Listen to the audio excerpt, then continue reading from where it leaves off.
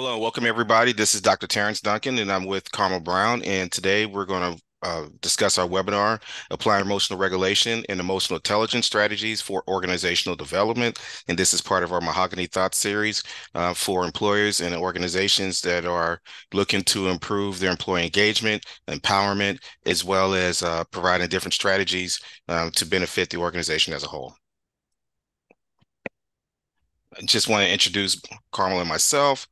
First, I'll introduce myself. I'm assistant professor and a doctoral instructor. I'm with Liberty University, University Phoenix, and I also teach adjunct at various other institutions as it relates to dissertations, as a dissertation chair, committee reader, project management, and the MBA program. I'm a management consultant and have worked with organizations small and large, whether it be from training, workshops, or public speaking. I'm also a board member on several boards, including the Illinois Council of Business Enterprise Program for Minorities, United Way of Greater St. Louis, Age Smart, and Equity Legal Services. I'm an author of 3 books that are available on Amazon, and we'll share that at the conclusion of this webinar. And I have 15 years plus experience in healthcare, project management, human resource consultation, strategic management, as well as DEI. And I will introduce myself or introduce my partner, Carmel Brown. Thank you.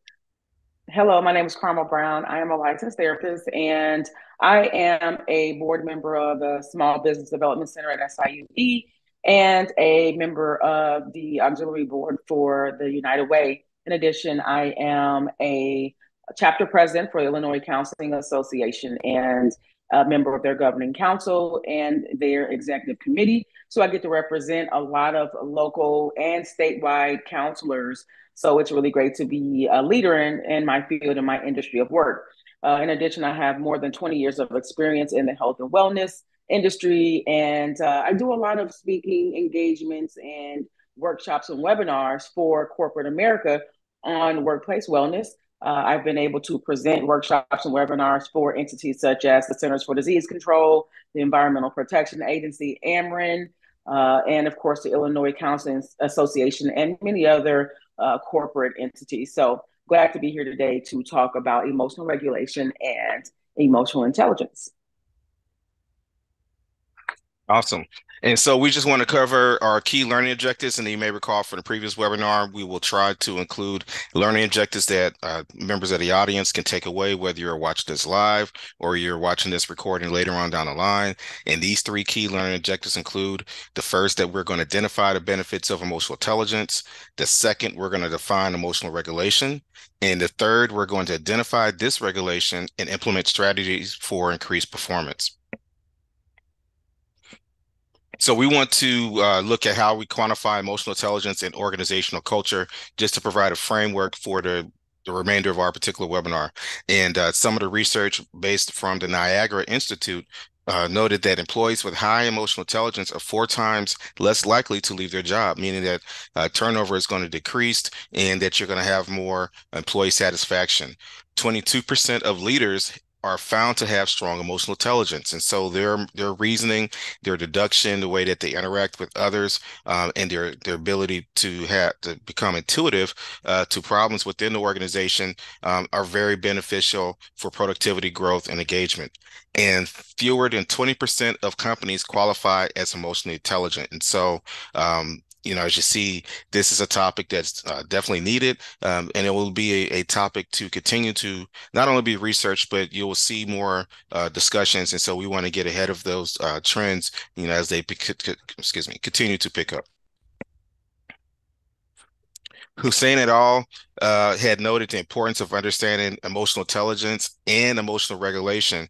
And some of the key points from their research noted that social and emotional skills are critical for organizational psychology. And so you think about if you are aware of the different revolutions associated in industrial performance, we are in the 4th revolution. And so we are now, people have more value today than they did maybe 20 to 40 years ago, and meaning that their emotions, the way that their life affects them outside of the workplace, and other dynamics have to be factored in as we are continuing to work with our teammates and other leaders and stakeholders.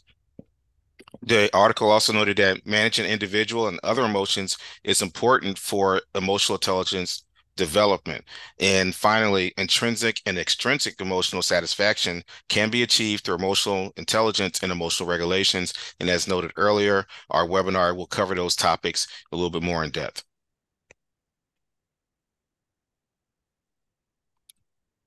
Some of the organizational trends as associated with emotional intelligence include that the demand for emotional intelligence skills will grow 26% by 2030.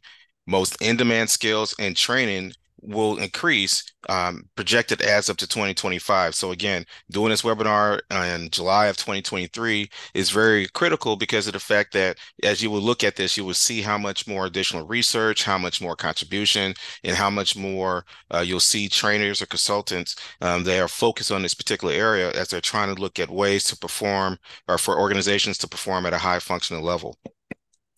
The changing demographics of our workforce and the stakeholder needs require higher emotional intelligence engagement. So you think about the pandemic and how it affected, displacement from the office to remote work, and now we're in a situation where organizations are on the fence about whether to bring people back, to the office, or should they continue to remote work remotely?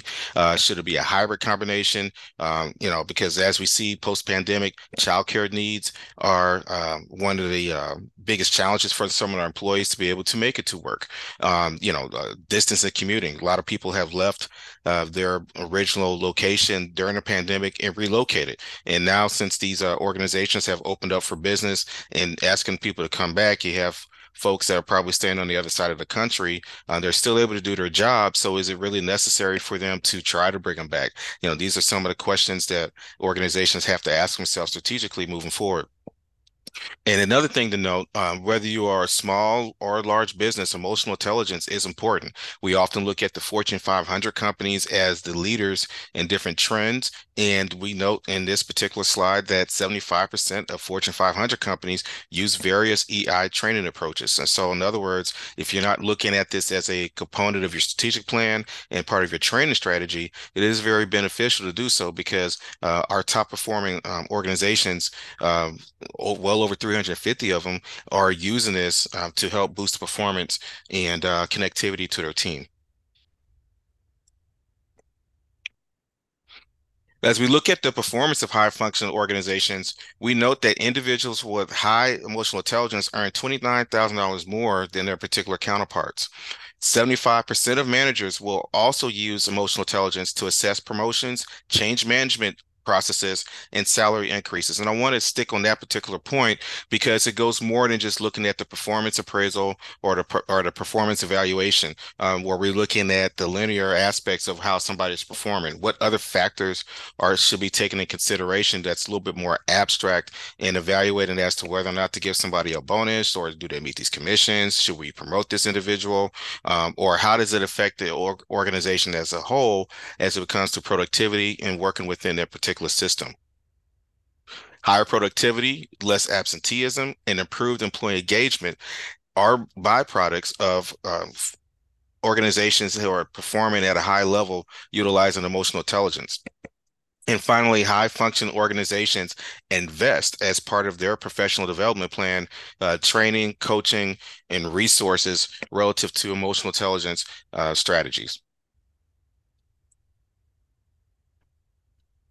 Intrinsic emotional regulations, three key points just to bring out. Emotional intelligence relies on processes to assist people to regulate emotions. Meaning, so basically, if you want to look at it from a different viewpoint, think of emotional intelligence as more of a system of sorts. And so you want to have the tools in place to be able to assist other individuals to regulate their emotions. But also, emotional intelligence is important for us to regulate our emotions as well. And if our emotions are not regulated, then just imagine how difficult it is when it comes to communicating to our team or communicating to our clients or potential stakeholders that's surrounding our particular organization.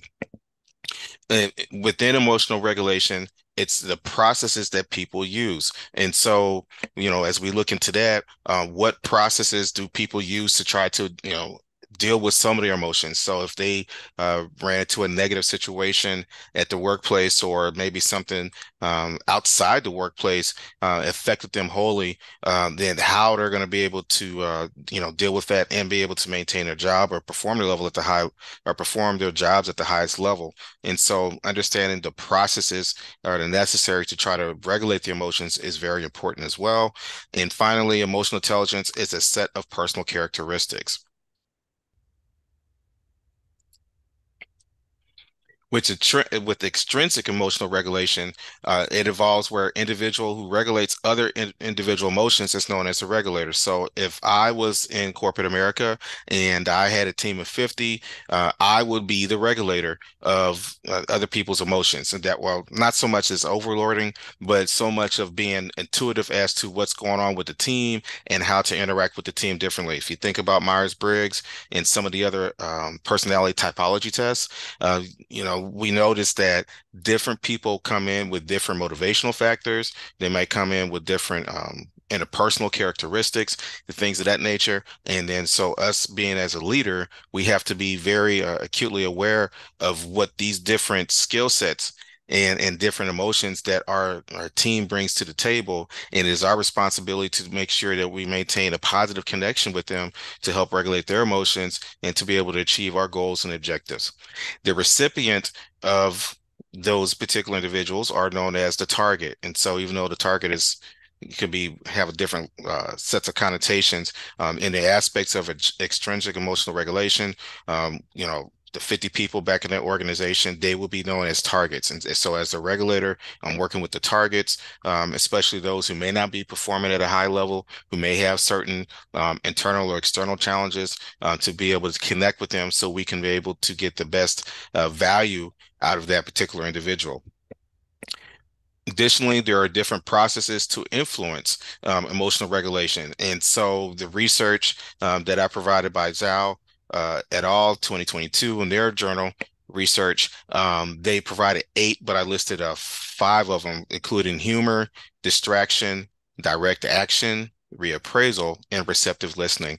And I wanted to make sure that I incorporated listening in that because I think that and I'm pretty sure Carmel will agree as well, that our listening skills are very important. Our communication skills are very important as it relates to emotional regulation, emotional intelligence, and just connectivity to other people. So it's not, and when we say receptive listening, it's not just the way that we are verbally having our communication, but it's nonverbal, because our nonverbal, I believe, going offhand, like 85% of our communication is nonverbal. So that could be body language, the way we look. It could be our emails, text messages, Zoom videos, right?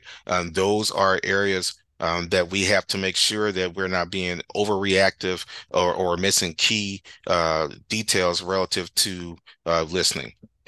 And finally, intrinsic emotional regulation is receiving more research interest to address knowledge gaps. And what that means is that historically, a lot of the research is focused on the intrinsic emotional regulation and emotional intelligence, but we're not looking at it from the external standpoint. And so the research presented in this particular slide is beneficial because it notes that there are significant gaps in the research literature. And so they're going to continue, and other researchers will continue to look in that as it relates to organizational psychology, and we will definitely include those findings as we do future webinars in the distant future. So in some extrinsic emotional regulation scenarios could include the situation selection and the situation modification. So, excuse me. In those particular situations, I'm thinking about, if you're in a larger organization or if you're in a project, you're working on a project, there might be certain situations where you might have to come in if we're underperforming, and how we're going to address that, right? So as if you're the project leader, how we're going to address negative performance, where are the points of conflict, and how we're going to address those conflicts. Sometimes we might get into a crisis situation. Currently, as we are doing this recording live, the country is going through a lot of atmospheric upheaval as it relates to extreme droughts, extreme heat, catastrophic flooding, and things of that nature. And so, in those particular scenarios, think about your first responders as they're responding to situations where you're enjoying your days just a normal day, and then all of a sudden you have these flash flooding, and now you're trying to save lives, right? And so, even though that's something that you're trained to do, you have to modify your situation and what you have to do as well as your emotions to be able to address those particular activities. Attention deployment, we look at those particular situations where conflict, right? So sometimes we have to be proactive against conflict. Even though conflict is inevitable, we have to understand that there are potential points of conflict, and if there are any potential warning signs that certain adverse conflict could occur, how can we mitigate against that? So we have to be more mindful and attentive to those particular warning signals. And cognitive change, how are we able to adjust mentally and emotionally to some of the stressors or other factors that could affect your systems, your organization development, or the culture. So sometimes that's really more appropriate even during change management. Now we understand that with change management, 20% of most change management strategies succeed, meaning that 80% will fail. And so if you know that failing is part of the process, how are we going to be able to make that adjustment? Do we, go into a corner and just say that we're defeated, or do we make those adjustments? And that requires a lot of cognition to be able to make that adjustment. And finally, response modulation. That's where we're dealing with our emotional regulation and being able to process it in a way where we're able to still be able to achieve our objectives, achieve our goals, perform at a high level while still dealing with some of our emotions or even the emotions of others that's within that particular team. And that it concludes my particular half of the webinar. And now I'll turn it over to Carmel for her section to wrap this up. Yeah, thank you, Dr. Duncan. You've done a very comprehensive, I think, job of explaining all that we are trying to communicate today. And so I certainly don't want to be repetitive. So I will not reinvent the wheel, so to speak. So thank you for that very valuable information that you just shared with us. I think that I want to first just briefly touch upon emotional intelligence and just kind of compare it real quick to IQ. Most often, emotional intelligence is referred to as EQ, and of course, our IQ tends to be more focused on solving problems, whereas when it comes to EQ, it is focused on solving problems, but just in a different way. And so you're looking at relationships and such more so than just your overall data, the way you process data and such. So when it comes to things like relationship management and self-management, I know that that is something that we tend to talk about with regards to emotional intelligence. That personal competence versus our social competence is really important. And so self-management, that's kind of keeping control and managing oneself, acting in compliance and in congruence with your personal morals and values and your personal belief system is a part of that whole self-management piece. And also just being able to pursue your personal goals and any opportunities, regardless of any obstacles that you might face. And being able to manage and regulate what you might have going on with regards to your emotional experience. And then, of course, there's that relationship management piece that Goldman talks about, which is just getting along with other people, just that simple. And if you go to Goldman's website, you'll see a lot of very valuable information on emotional intelligence and his frameworks and such that he has presented for just overall assessment of your personal competence with regards to emotional intelligence. So I'm not going to spend a lot of time on emotional intelligence, but I strongly encourage individuals listening to just take a peek at Daniel Goleman's model, where he talks about self-awareness, relationship management, and social awareness and such. And so, in addition to that, I'm just going to move down. Dr. Duncan, you've done a wonderful job of describing emotional regulation. Once again, I don't see a need to go back over that, but it's simply our ability to exert control over our personal emotional state. And being able to use those distress tolerance skills. I mentioned DBT the last time we met, and being able to come up with a distraction plan is very important and helpful with regards to being able to achieve that emotional regulation that we're talking about today. And as I spoke the last time we presented, there are therapists that can help you with coming up with your personal plan. Whether it's you're removing yourself from an environment, you're envisioning yourself being in a different environment, or something along those lines. But there's so many different distraction techniques that you can use, and distress tolerance techniques that are very helpful in defining emotional regulation and achieving emotional regulation. But dysregulation in the workplace. So when it comes to emotional dysregulation, which is basically the inability to manage your emotional responses to things that are occurring. And I'm talking about even basic things. Sometimes we think dysregulation occurs because of these major events that are occurring. And sometimes it's really small things, like on your way to work, there's somebody in front of you driving really slow, and it's kind of annoying. And you find that you're agitated as a result of this person driving, not, of course, being aware of or even caring about what might be going on in that person's car. But how many times have we been on the road on the way to work and we've seen that person speed past us and throwing gestures in the air and cutting people off and being very aggressive on the road? That's a sign of dysregulation. And most often when people are dysregulated, they lack self-awareness. Very often blaming other people. It's that other person's fault that I just got pulled over for speeding, because I had to speed past them because they were driving very slow because I had to get to work. Um, it's really important to look at frustration, things like angry outbursts, being overwhelmed, and also just persistent sadness. And debilitating anxiety is also a sign of dysregulation when you're not able to achieve that regulation.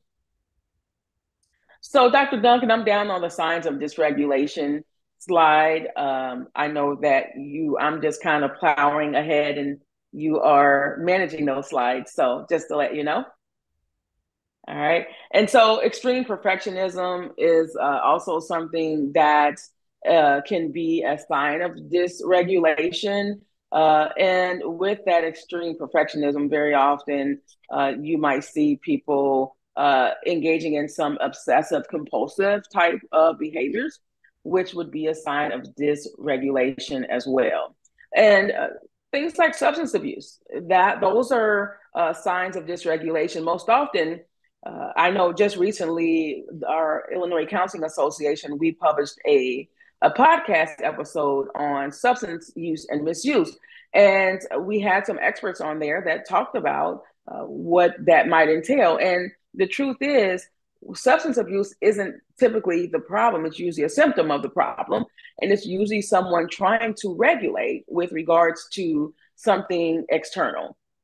And suicidal thoughts, self-harming behavior, of course, those are all signs that a person is experiencing dysregulation internally. So I'm going on to the dysregulation in the workplace slide here, where I want to just briefly talk about how dysregulation in the workplace and regulation in the workplace, how that changes or how that impacts the culture and the overall climate in a work environment.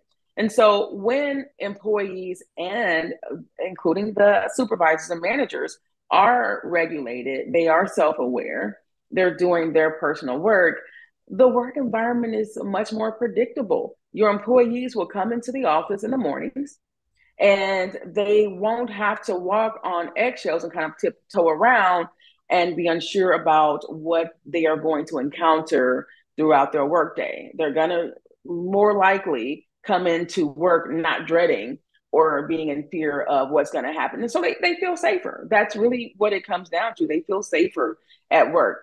And when there is a manager or a leader at work that's frequently dysregulated, it's exhausting for the employees to try to manage that and to try to maneuver around that.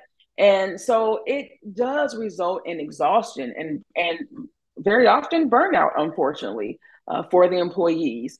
And it's important to remember that this is important for why it's important for employers to bring in experts like Dr. Duncan and myself.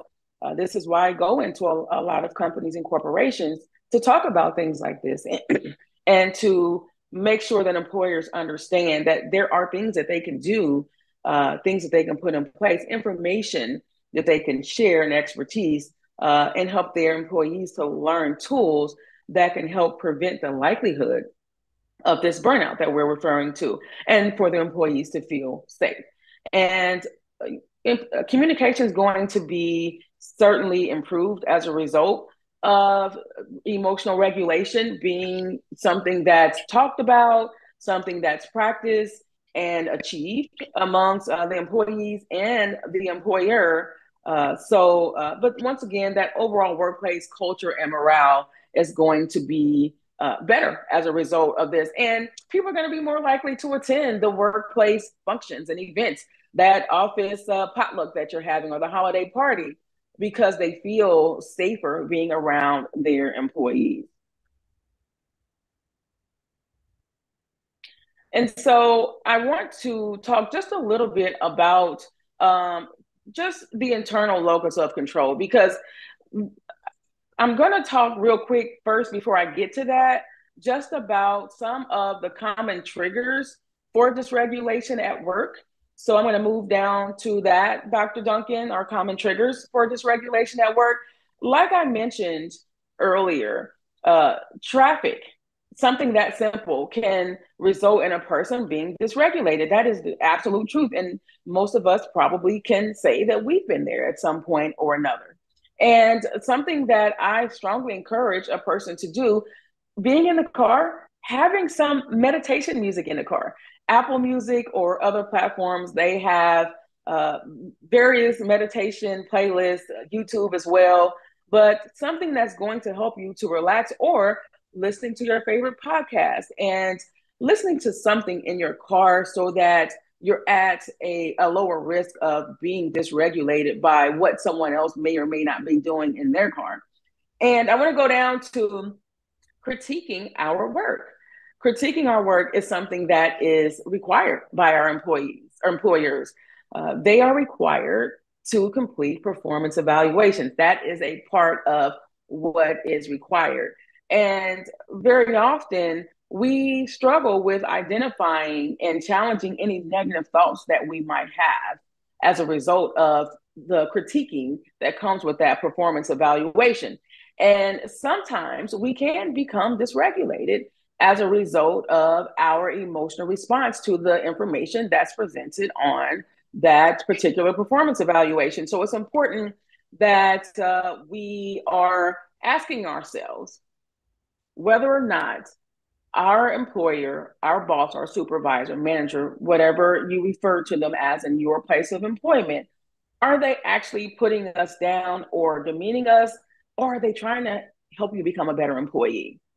So sometimes our thoughts, challenging our negative thoughts about the information on the performance evaluation, can be very helpful and help us to kind of put things into perspective, so that when we change those negative thoughts to something that's more helpful for us in that situation, we're less likely to become dysregulated.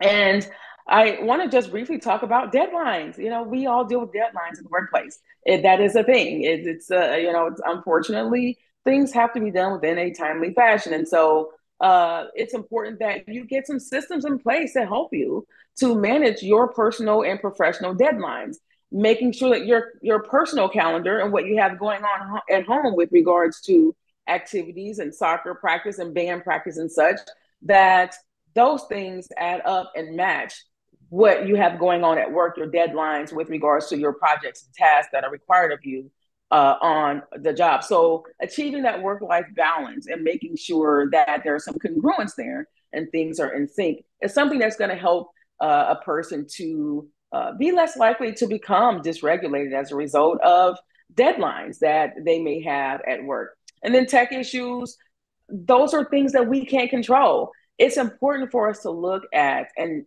to be very much aware of things that we can't control, what's out of your control and what's within your control. Tech issues, people become dysregulated at work all the time because of tech issues. We have them every day. I know there's always something going on. I just had some this morning. So being able to have a plan on troubleshooting if you do encounter some technology issues and who your support contacts are. So is that an email, is that a phone call, or both? Having a plan so that when you encounter those things, you know what to do and you're less likely to become dysregulated. Or if you do become dysregulated, that you're able to manage it in a way that's helpful in that situation. And then finally, I want to talk about promotions. Very often in the workplace, people want promotions. They're pursuing promotions. They are applying and inquiring about promotions, and sometimes they just don't happen. And very often with that comes dysregulation. And a lot of that dysregulation is a result of a person's thoughts about why they're not getting promoted. Those automatic negative thoughts, that emotional response that comes with those automatic negative thoughts. And then that person's dysregulated at work, and in the way they interact with other people can be very unhealthy and unhelpful for the workplace. Okay. And so I mentioned the internal locus of control. And I mentioned that because many of these very common, of course, there are a variety of triggers for dysregulation at work. And I just mentioned 5 of the most common ones that most people tend to face directly or indirectly at work on a semi-regular basis.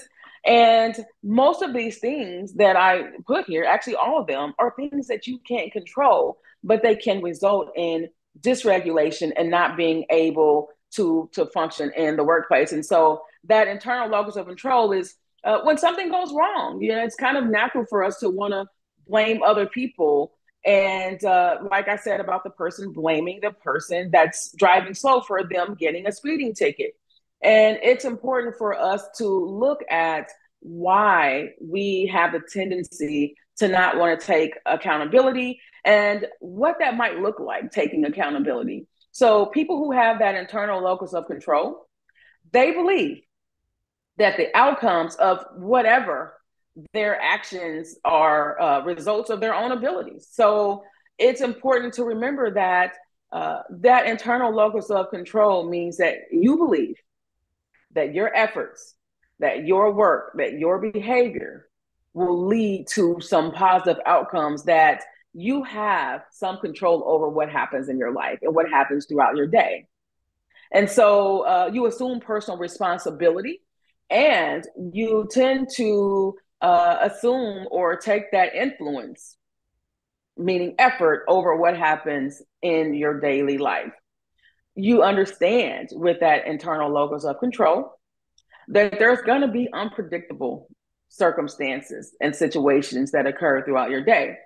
And you tend to have that trust or belief in your personal ability to manage those things and to influence them. So when you are able to do that, and you're able to consider or to achieve that internal locus of control, you're less likely to become dysregulated. And if you do become dysregulated, you are going to be able to manage that a lot better. And your situation or circumstances won't be as threatening as maybe it was prior to your being able to achieve that. And so I'm going to move down to just reacting on your own terms. Reacting on your own terms is something that I think is important for people to understand, that you have the ability and the right to respond in a way that's helpful for you and that's helpful for people around you. And so I want to just briefly talk about having a personal response document for yourself. So basically, that's practicing and rehearsing your personal responses to things that may or may not occur in the workplace. I know for some people that sounds unreasonable or maybe even absurd, but it truly does work.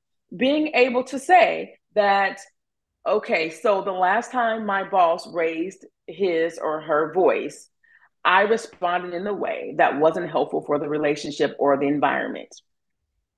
And next time that occurs, I would like to respond this way. And coming up with a plan on how you will ensure that you are responding on your own terms, not just responding out of the emotions that you feel in those moments. And then you're reacting with intention with that. Okay. And so you kind of build this positive emotional repertoire for yourself in the workplace. How will you respond when that coworker says something demeaning to you in front of everyone in your department in the break room?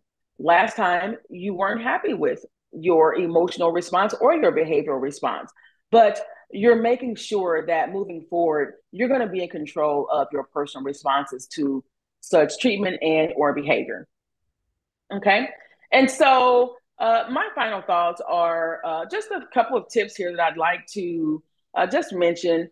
Identify what you're feeling. So I'm down on that final thoughts and tips for regulation slide. Uh, Identify what you're feeling. Be honest, because sometimes we have a tendency to say, I am not mad. And you may be mad, and that's okay. Being angry is not a crime. That's a normal human emotion. But be honest about what you're feeling is very helpful, because pretending that you aren't emotionally impacted in most cases, it's just not going to work out well for you. It's not going to help. And most often it comes out in very unhealthy ways, and it can impede things like promotions. It can impact your performance evaluation. So then you're kind of creating this perpetual environment that's simply not favorable for you in your workplace environment. And it's important for us to know when we can express our feelings and emotions, because you have to remember you're at work. It's not always appropriate to express our feelings at work. It's okay to feel our feelings at work, but you have to be selective and intentional about what's appropriate and when.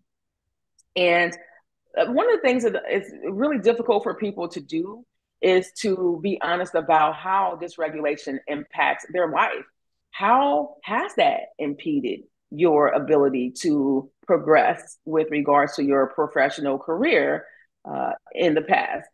Being honest about the fact that if I were able to manage myself and my personal responses to things, I may be farther along in my career. And finally, going down to treatment for dysregulation. Of course, counseling is something that of course, I'm going to recommend. And medication, things like mood stabilizers, antidepressants, antipsychotics, anti-anxiety medication. You have to talk to your prescriber about what might be going on. They will diagnose and determine if medication is necessary and prescribe accordingly. But medication can certainly be very, very helpful in those cases where a person is struggling with emotional regulation, especially if emotional regulation has been a persistent problem, especially on the work in the workplace and with regards to your interpersonal relationships. And we have to also remember that there's physiological and physical things that occur when we're habitually dysregulated. It's really bad for our overall physical and mental health. So being able to manage that will result in better health overall.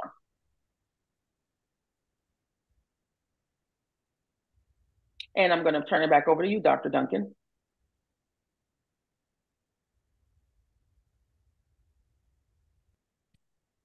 Can you hear me okay? Yes. Okay, cool. Awesome.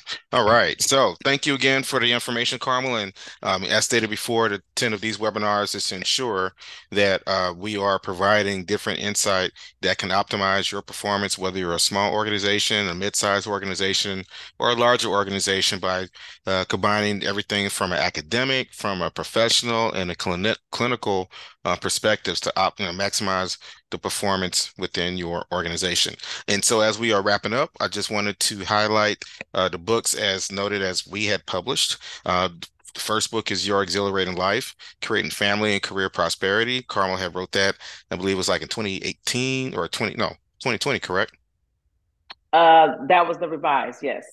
The revised one, yes. I have a copy of that book, and as I stated in previous podcasts, it's still sitting in my living room. I look at it from time to time, just to kind of keep me centered or recentering.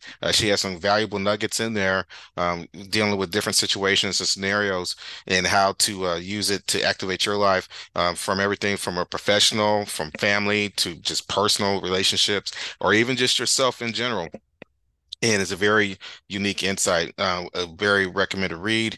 And then Nurture Your Body, Overcoming and Preventing Obesity. That's where she is providing some nuggets about how your nutrition is valuable, in taking care of your body. And so one thing that we haven't really talked about in both of our webinars, but we have spoke about it in previous podcasts, is that our nutrition is just about as important as our rest. It is a very vital component. What we put into our body does affect our mood. It does affect not only our health, but it also affects the way that we process certain signals, the way that we maintain our energy and things of that nature. So, our country continues to have a plethora of food options, but we have to be more mindful of what's the best options to optimize our performance. The three books that I provide. The first one, The Four Fifths of Holistic Growth, that is on personal development and self-motivation. The second one is on leadership, The Four Fifths of Dynamic Leadership. That's both of those books actually has worksheets that you complete, where you're able to apply some of the material that's provided so that you can work on yourself internally. And so sometimes some of these self-help books, they're just purely on their perspective. They don't really provide the insight to the depths of what Carmel and I normally provide. And we just want to make sure that we're giving you something that you feel like that you're not going to only relate to, but something that's very practical and that you can apply to your life, regardless of where your position, your station is in life. The third book, The Mahogany Legacy Project, that book is on Black social economic issues. It's provided from a research perspective, from different various viewpoints, from an academic, from government think tanks, from different policy positions, and then 70 different recommendations in areas such as healthcare, employment, education, entrepreneurship, social change, and things of that nature. So all of those books are available on Amazon and other platforms where you are able to buy those books digitally. And we want to thank you for your participation, and our contact information is provided on the slide. You can reach us, through phone or through email or through the website as listed. And so we want to thank you again. And we do have somebody participating with us live, and we just want to ask, did you have any questions for us? Based on the material, or just questions that you want to ask relative to the subject that you feel that could benefit your organization.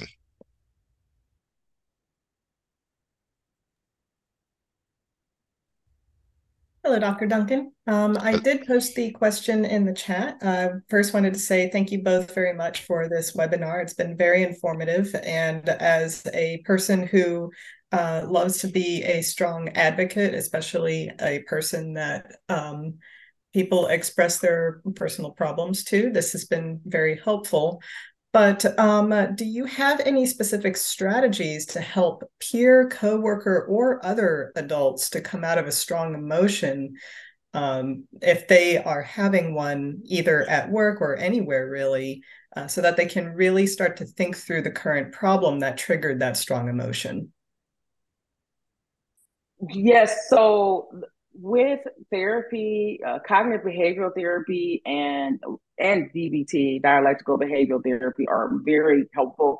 I can't stress enough how those two approaches are helpful. Things like motivational interviewing and client-centered therapy and such are also helpful. But those two I continue to highlight with these particular webinars, because cognitive behavioral therapy helps a person learn how to identify their triggers, their personal triggers, so they know what those things are that tends to cause that dysregulation. And that dysregulation doesn't just start with the trigger. It's the trigger occurs, and then there are typically some thoughts that occur with that trigger.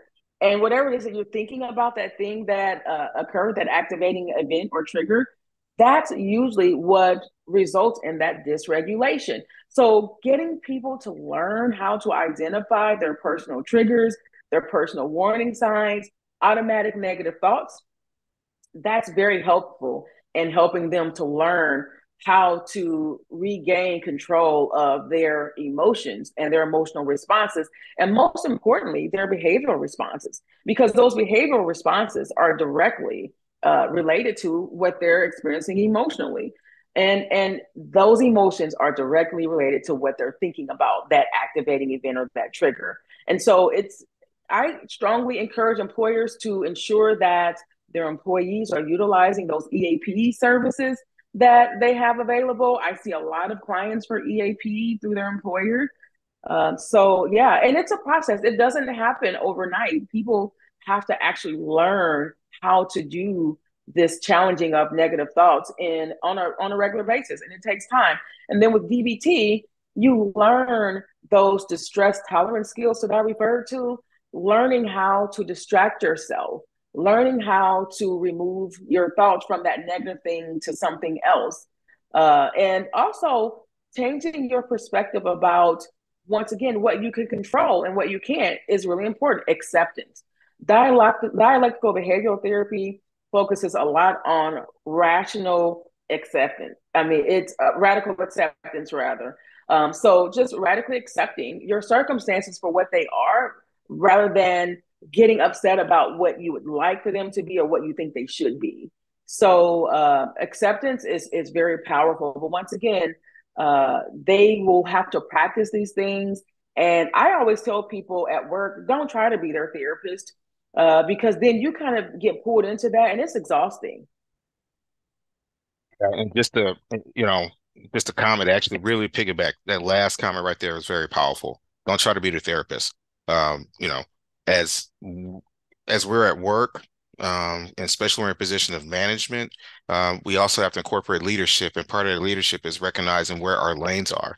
And so, if we're not qualified to provide therapeutic strategies or whatever the case may be, it's not our job to troubleshoot that individual's strong emotions from a therapeutic perspective.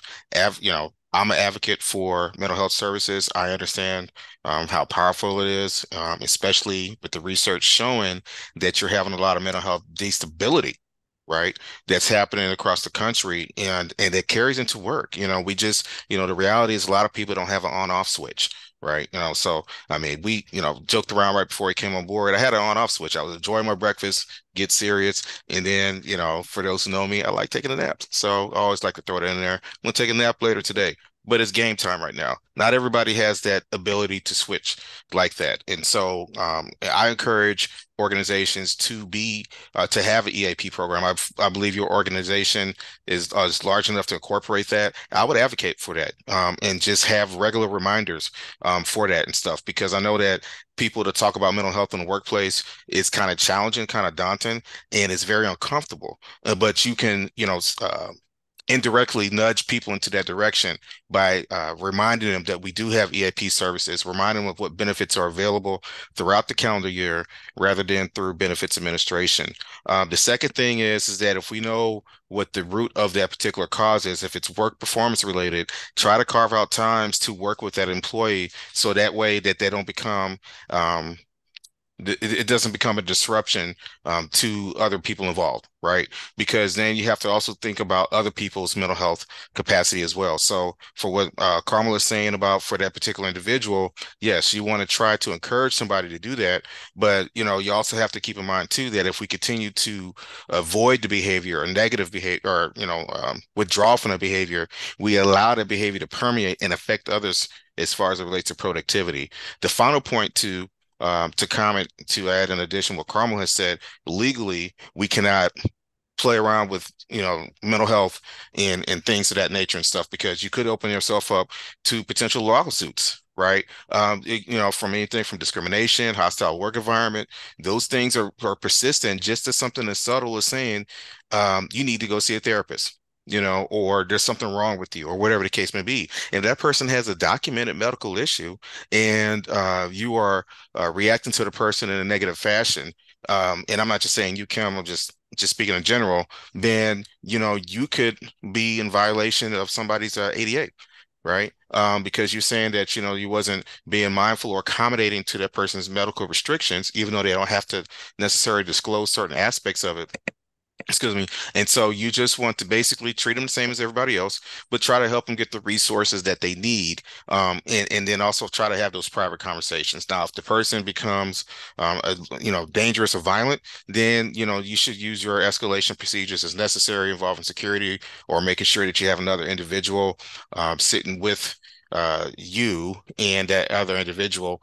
So that way, excuse me, that there's a witness to the behavior. And then also sometimes they'll kind of have the other person dial it back because instead of dealing with that one person, now you have to deal with two, and that other person may kind of hesitate a little bit more.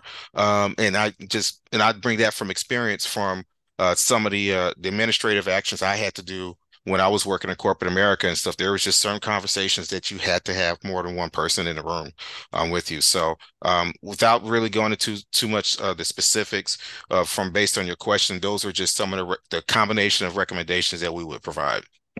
Yeah, absolutely. And prevention should be our first choice Yes. rather than having to de-escalate because once again, that requires training and skills, de-escalation techniques and approaches. And this is why, once again, employers are calling people in. I have had employers ask me to simply come in and explain to their employees their EAP benefits. So Yes. this is what your EAP benefits cover. This is how it can be beneficial to you. This is where you can access your benefits. And this is, the number, all that information. And then I've had employers have me come in to talk about communication in the workplace, mental health in the workplace. I've sometimes facilitated an entire series of different workplace wellness seminars and or webinars. So it's important to be preventative. That information and getting your employees to thinking about what the possibilities are and how things can get out of control when they lack emotional intelligence. They're not taking control of their mental health by getting help or getting treatment.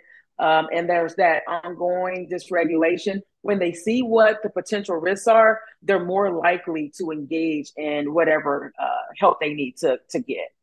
And they're also more likely to advocate for themselves. And it's moral of the story.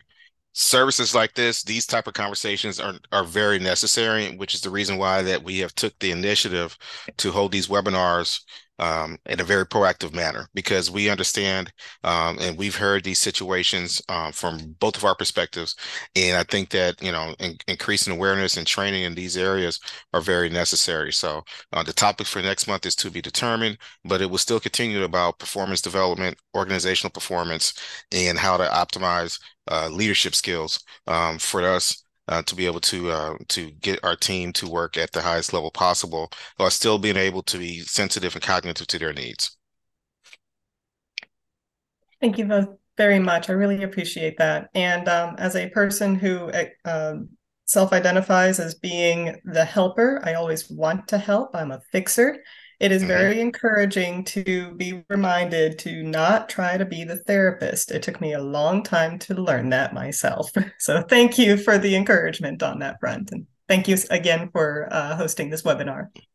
Absolutely. You're Appreciate it. welcome. And I have Thanks to for say joining too, us. Yes, thanks for joining us. And I have to say, for a personal caveat, the lady to my left, Mrs. Carmel Brown, she had to tell me that myself. I can't be there for everybody at all the times, and I had to learn that myself and learn how to disengage. And she's seen me do it, and I still bounce things to her to this day. So I mean, to be a helper, that's always going to be part of your nature. Don't don't try to strip that part away from you, but learn the tools to learn how to disengage. That way, you're not wiped out, right? Trying to save everybody. Make sure that you help yourself first. Yes. Or you'll be dysregulated, right, Dr. Duncan? Oh yeah, I can say from experience. Feels like I'm always dysregulated about something, but seriously though, yeah, you just have to, you know, um, it's like I said, I'm great to have a great friend and a business partner that specializes and so even though um, we have regular conversations and stuff, I mean, I still listen, to what she says and watch what she provides out there in what I call the atmosphere, which is the Google verse.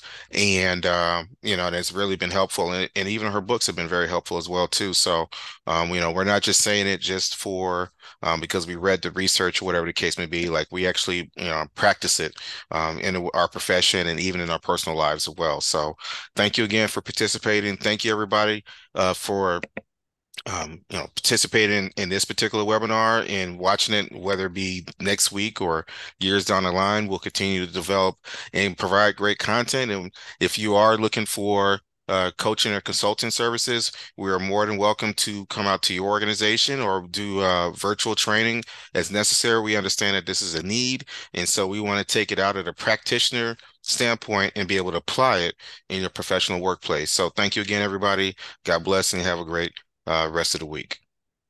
Goodbye.